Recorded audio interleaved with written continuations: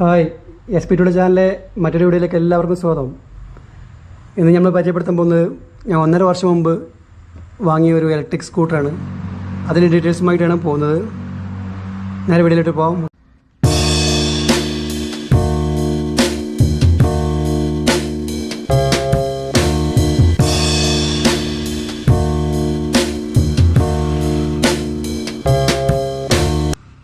റോമൈ എന്ന കമ്പനിയുടെ falcon electric സ്കൂട്ടറാണിത്. ഇത് ഞാൻ വാങ്ങിയിട്ട് 1.5 വർഷമായി. അതായത് 2020 3-ാം മാസമാണ് വാങ്ങിയത്. ഞാൻ വിദേശത്തായതുകൊണ്ട് കുട്ടിയാണിത് ഉപയോഗിക്കൽ. ഈ വണ്ടിക്ക് ലൈസൻസ് വേണ്ടല്ലോ, അപ്പോൾ കുട്ടിയാണ് ഉപയോഗിക്കൽ. അപ്പോൾ അവർ ഉപയോഗിക്കുമ്പോൾ വെച്ചാൽ അവർ കുറേ പരീക്ഷണങ്ങളൊക്കെ ഇത് നടത്തും.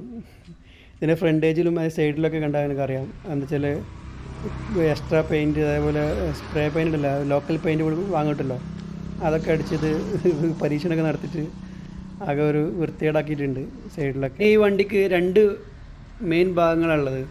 ഒന്ന് ഈ ടയറിൻ്റെ കൂടെ ഘടിപ്പിച്ചിട്ടുള്ള ഈ മോട്ടർ, റിമ്മ തന്നെ ഘടിപ്പിച്ചിട്ടുള്ള മോട്ടർ.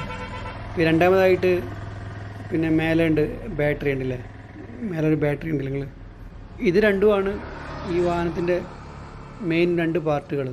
ഇതിന്മേലാണ് വണ്ടി വർക്ക് ചെയ്തുകൊണ്ടിരിക്കുന്നത്. പിന്നെ ഞാൻ എടുത്തതിന് ശേഷം പണി വന്നതെന്ന് വെച്ചാൽ ഫ്രണ്ടിലെ ടയറിൽ കാറ്റിങ്ങനെ പോയിക്കൊണ്ടിരിക്കുകയായിരുന്നു, സൈഡിലൂടെ പോയിട്ടുണ്ട്. 1-2 വർഷമൊക്കെ ഞാൻ വർക്ക്ഷോപ്പിൽ മറ്റേ ടയർ കടയിൽ കൊണ്ടുപോയിട്ട് നോക്കിയപ്പോൾ ഒന്നും അത് ശരിയാവുന്നില്ല. അപ്പോൾ അവർ പറഞ്ഞു എന്നോട് 2 ട്യൂബ്ലെസ്സാണ് ടയറുകൾ, അപ്പോൾ ട്യൂബ്ലെസ് മാറ്റിയിട്ട് ട്യൂബ് ഇട്ട് നോക്കുക, എന്നിട്ട് നോക്കാമെന്ന് പറഞ്ഞു. അപ്പോൾ ട്യൂബ് ഇട്ടതിന് ശേഷം പിന്നെ ആ പ്രശ്നം വന്നിട്ടില്ല. പിന്നെ പണി വന്നിട്ടുള്ളതെന്ന് വെച്ചാൽ പിന്നെ ഹോണിൻ്റെ സ്വിച്ച് 2 സൈഡിലും സ്വിച്ച് ഉണ്ട്. അതിന് 2 സെയിം സ്വിച്ച് തന്നെയാണ്. ഒരു ലെഫ്റ്റ് സൈഡിലെ സ്വിച്ച് കിടന്നു പോയി. പ്രസ് ചെയ്തുകൊണ്ട് ഓൺ അടിച്ചുകൊണ്ടേ ഇരിക്കും, ഓൺ ഓഫ് ആവില്ല. അപ്പോൾ ആ സ്വിച്ച് പിന്നെ മാറ്റി. ഇപ്പോൾ ഈ റൈറ്റ് സൈഡിലുള്ള ഓണിൻ്റെ സ്വിച്ചും ഈ സെയിം കംപ്ലൈൻ്റ് ഉണ്ട്. അപ്പോൾ അതും കൂടെ ഒന്ന് മാറ്റണം. പിന്നെ ഇപ്പോൾ ഹെഡ്ലൈറ്റും ഒന്ന് കത്തുന്നില്ല, അതും കൂടെ ഒന്ന് ശരിയാക്കാനുണ്ട്. അങ്ങനത്തെ ചെറിയ ചെറിയ കേടുകളൊക്കെ വന്നിട്ടുണ്ട്.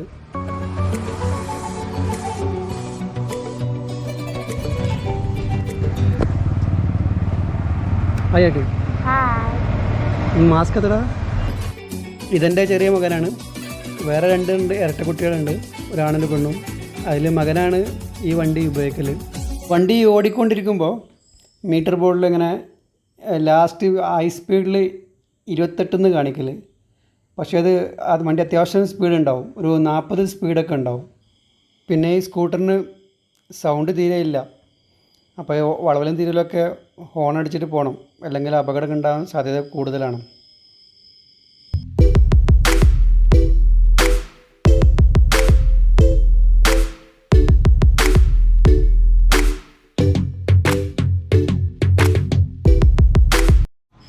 ഇതിൻ്റെ ചാർജറാണ് കേട്ടോ.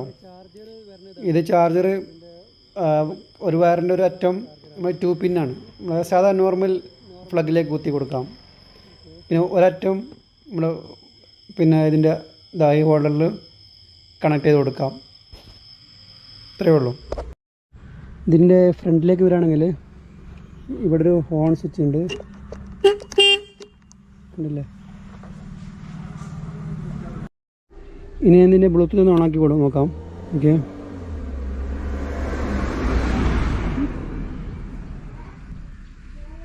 The Bluetooth device is connected successfully.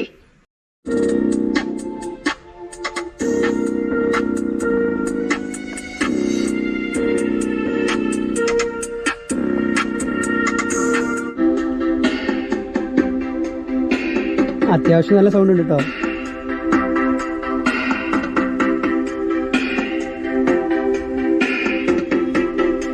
എൻ്റെ പേര് ജിനിൽ.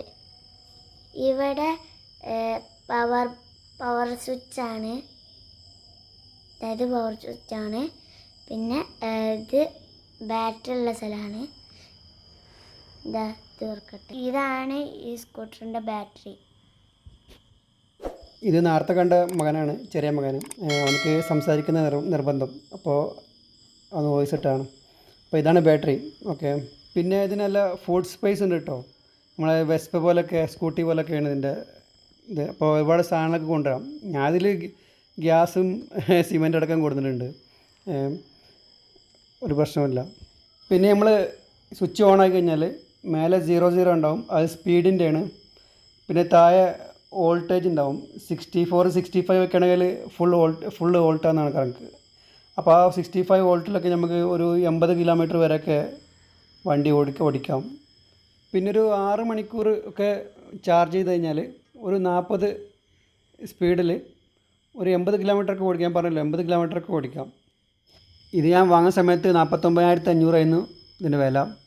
ഇപ്പോൾ അത് 54,000 രൂപ ഉണ്ടെന്നാണ് പറയുന്നത്. ഓക്കെ, അപ്പോൾ നമ്മൾ എല്ലാവരും സപ്പോർട്ടും വേണം. വീഡിയോ നിർത്തുകയാണ്. Bye bye.